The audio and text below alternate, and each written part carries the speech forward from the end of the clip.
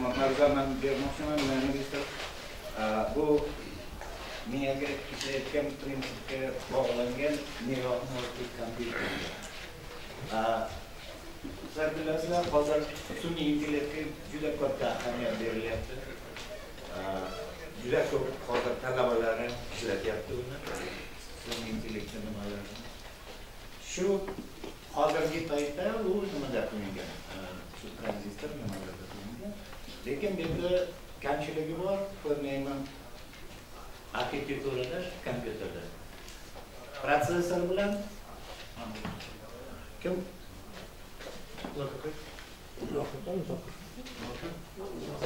Просто листать.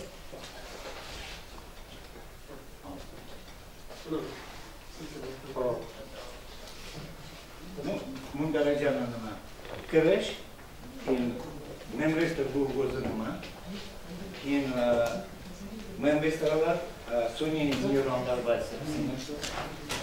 Demak, neyronormativ kompyuter to'g'risida xulosa.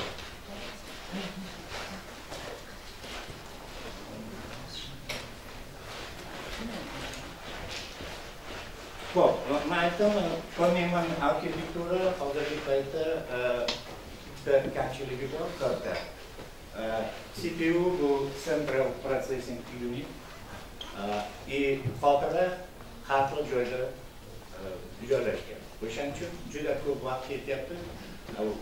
Xotiradan informatsiya olib, keyin hisoblab, yana nimaga yuborish. Bitta shu kamchiligi, birinchi shu memory wall deydi. Ikkinchi bu juda ko'p saqlanadi elektr energiya. Hozir superkompyuterda ham sun'iy intellekt qilsalar, yonida elektrostansiya qurish kerak. Bu megavatlar ishlaydi. Insonda miyasi 20 vatt. Shu hozir juda ko'p dunyoda izlanish ketyapti. Shu nimani o'tkazish. Sun'iy intellektdan neyronormativ kompyuterga o'tkazish. Shu qachon yaqin nimaga bo'lgan, ana shu memristorlar topilgan. Memristor o'zi bu nima? Ikkita so'zdan boshlanib, memory bu xotira, resistor bu qarshilik, resistor. Buni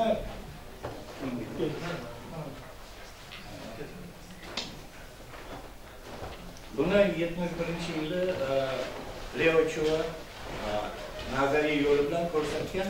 Biz sizlarga ham bizga o'rgatgan 3 ta asosiy nima element elektrotexnikada: qarshilik, sig'im va induksiya.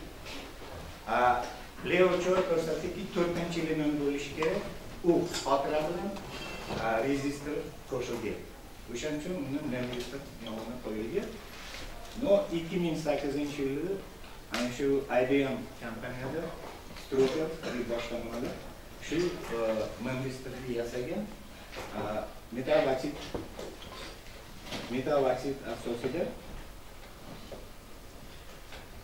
titan oksid katta taqiqlangan zonasiga o'tkazgach, man talaba bo'lganda bizga o'rgatganki, taqiqlangan zona 3 elektron voltdan katta bo'lsa bu dielektrik. Hozirgi paytda dielektriklardan kam qolgan, shu 5-6 elektron voltlik yarim o'tkazgichlar bor. Qarshiligi juda katta, lekin bu yerda ishlash prinsipi o'tayotgan tok qarshilikni o'zgartiradi.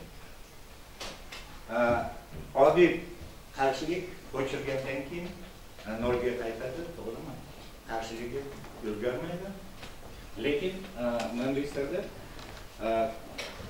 shu prinsipni aytib beray, titan oksiddan qilingan yarmi u taqiqlangan zonasi juda katta, o'shaning uchun qarshiligi ham juda katta.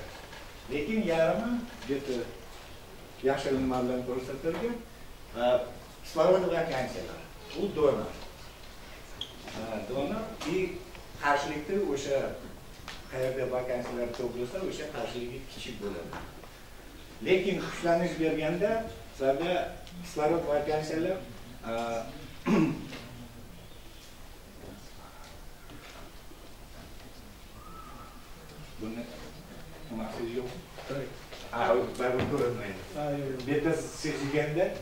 qarshiligi o'zgaradi. İlk ko'rsalaring ana shu gisterezis kuzatiladi, bo'lgan xarakteristika. Lekin boshqa gisterezisdan farqi u 0 dan o'tishi kerak. Asosiy nimasi qachon siz o'chirsalaring kuchlanishdan o'sha qarshiligi saqlanadi. Bu ko'rsatyaptiki,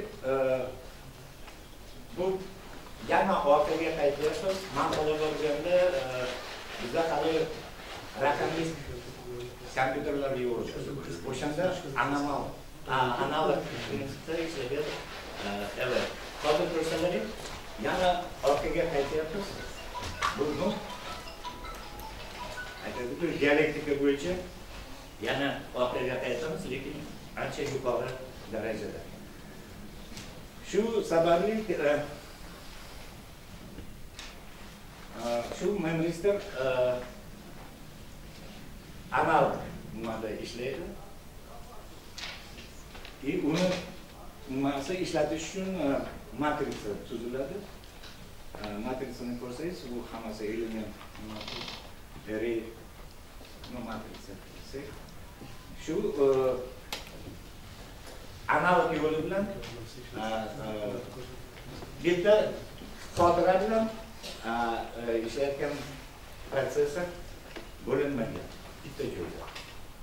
O'shaning uchun shu katta yetulik neural motor degani miyaga o'xshagan prinsipda ishlatish.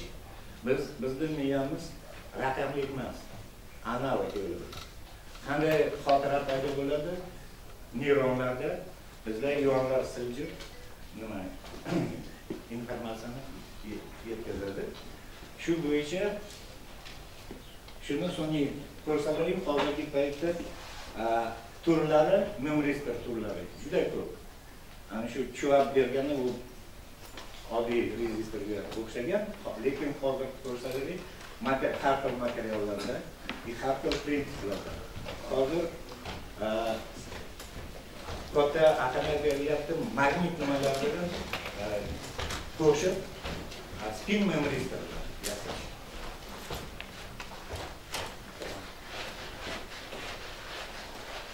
Normal aytmoqchiman, o'zimizda yerda bu dunyoda qilinyapti, yaxshi rahmat. Dunyoda qilinyapti, lekin o'zimizda fakultetda shetda biz shu memristorlarni hozirgi matrica emas, alohida har xil oksidlardan, metal oksidlardan tekshiryapmiz. Yerda ko'rsatilgan ana shu spray piroliz biz juda sodda metodni tanlaganmiz. Shu metal oksidni o'stirish uchun. Bu yerda prinsip nimasi? Kerakli tuzdan olamiz, tuzni eritib, ultrasonik 4,5 MHz da bug'latib, shu bug'ni reaktorning nimasiga qo'yib, shu yerda juda yuqori temperaturada o'stiryapmiz. Bu ko'rinishi. Shu 127-xonaga kirsanlar, chetda turibdi. O'rtada shu ultrasonik piroliz. Shu biz olgan nimalarda elektron mikroskopda rasmlari bu tepadan ko'rinishi, esa yonidan ko'rinishi. Ko'rsaling, qalinligi 35-36 nanometrga yaqin. Juda yuqori kerak, shu informatsiya tezda o'zgarish uchun. Yerda ko'rsatilgan shu metodlar nafaqat plyonkalarni, nanorod, nanosimlar, boshqa kvant nuqtalarga ham olish imkoniyati bor. Shu yerda qilingan ishni men ozgina to'xtatib qo'yay. Biz kremiy taglikda uni oksidi, kremiy oksidi plyonkasi bor, 4 nanometr atrofida. Shuni ustiga biz ruh magniy oksid yupqa plyonkani o'stirib, elektrodni kumushdan qilingan. Men nima aytmoqchiman? Ana shu elektronikada protsessorlar, integralniy schemalar. Eng yaxshi o'tkazuvchi metallar mis bilan ana shu kumush ishlatilmaydi. Ular juda tez diffuziya qiladi ichiga. Kuchlantirib bersalar, ular aksilib ionlar ichiga kirib sizni hamma sxemangizni buzadi. Lekin memory storage bu asosiy hozir nimadan tanlangan. Shuni kuchlanish versiyalari sizda kumushdan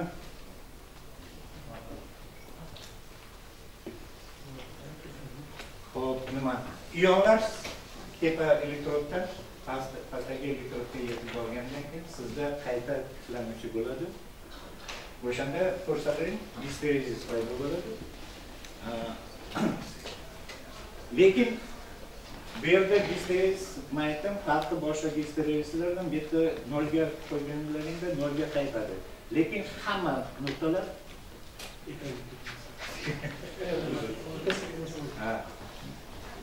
ko'rsating qayerda to'plasangiz o'sha saqlanadi. O'shaning uchun xotira raqamli emas. Qayerga nima borsangiz shuni. Orqaga sababi qanday bu qayta tiklanishi effekti kuzatiladi. Sizlarda ion kumush ionlari filament ular elektrodlarda kazaga boradi. Bu yerda biz rezistorda qo'ydik kuymasligi uchun. Lekin rezerv orqaga kuchlanishni teskari qo'ysak, sizlarda qarshiligi o'zgarib, tok o'zgarib, qarshiligi ham o'zgaradi. Bu yerda piklar kuzatilyapti. Fizikal prinsipi bu yerda ko'rsatilgan. Ana shu kumush ionlari bitta elektroddan ikkinchi elektrodga borib, ana shunaqa filament tuziladi. Orqaga teskari kuchlanish bersalaring, ana shu iplar uziladi. Negativ differential resistance kuzatiladi. Ana shu aksid kremniy plyonkaning ichida ana shu nanoklasterlar saqlanadi. Uzilgandan keyin hammasi orqaga qaytishga ulgurmaydi. Shetda klasterlar bo'ladi. Sizlar negativ differential resistance manfiy differensial qarshilik effekti kuzatiladi. Shu sababli ko'rsalaring bu yerda qanaqa klasterga o'lchaman shu aksidni ichida qolganini biz shu formulani ishlatib bu yerda radiusi, mana shu klasterda radiusi bu kuchlanish elektron zaryadi. Bu ko'rsatdikki ana shu nimada biz yasagan namoyishlarda ana shu o'lchami 1,4 nanometr radiusi. Juda kichik nima. Shu rahmat. Bunda qanday savollar bor? Mavzu bo'yicha. Rahmat. Savollar. Rahmat. Sizga katta rahmat. Navbatdagi mavzuda demak bizda